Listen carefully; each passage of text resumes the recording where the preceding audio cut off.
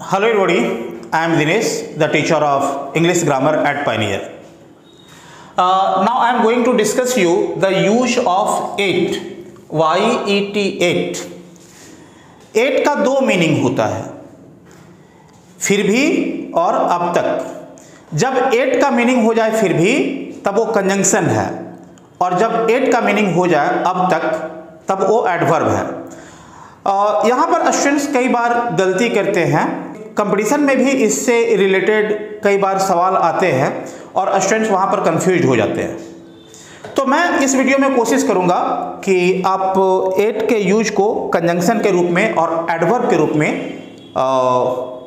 अच्छी तरह से समझ जाएं, ताकि किसी भी कॉम्पिटिटिव एग्जामिनेशन में गलती नहीं करें, और अगर आपको बोलना है तो वहाँ पर भी आपसे गलती नहीं होने पाए। तो जब एट का मतलब होता है फिर भी, ऐसे कंडीशन में एट कंजंक्शन है, ए एक कंजंक्शन हो गया। मैंने कुछ सेंटेंसेस लिख लिया, जैसे मैंने उसे बुलाया फिर भी वह नहीं आया। मैंने उसे बुलाया, simple past, I called him, फिर भी येट वह नहीं आया, he didn't come. I called him yet he didn't come. तुमने उसकी मदद नहीं की फिर भी वह पास किया। तुमने उसकी मदद नहीं की, यू डिडंट हेल्प हिम, फिर भी येट वह पास किया, ही पास्ड। वह तुम्हारा दोस्त है फिर भी तुमने उसकी मदद नहीं की। वह तुम्हारा दोस्त है, ही इज योर फ्रेंड, फिर भी येट तुमने उसकी मदद नहीं की, यू डिडंट हेल्प हिम।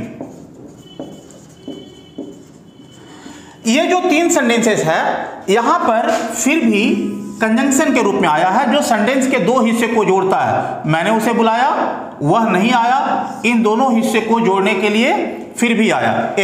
तुमने उसकी मदद नहीं की फिर भी वह पास किया।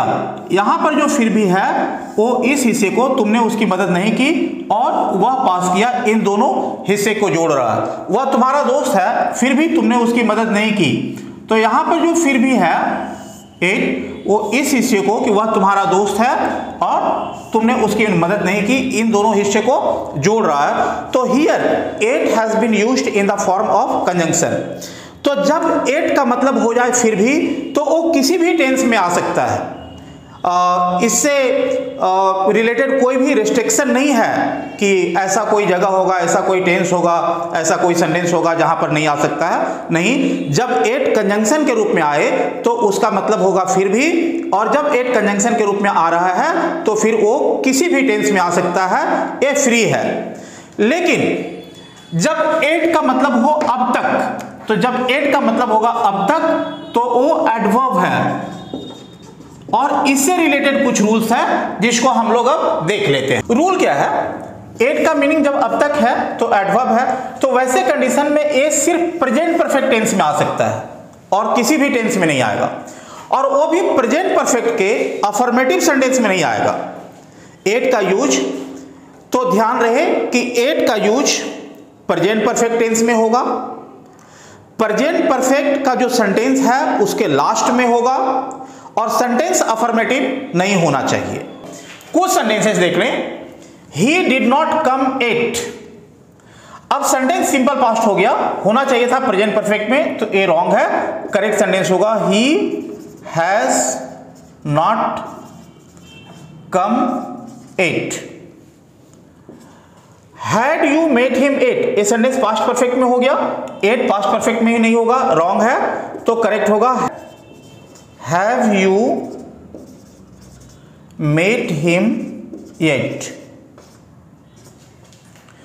Did she not pass yet, sentence simple past में हो गया, सिंपल पास्ट में नहीं हो सकता है येट, जब भी होगा तो प्रेजेंट परफेक्ट में। तो करेक्ट होगा has she not passed yet.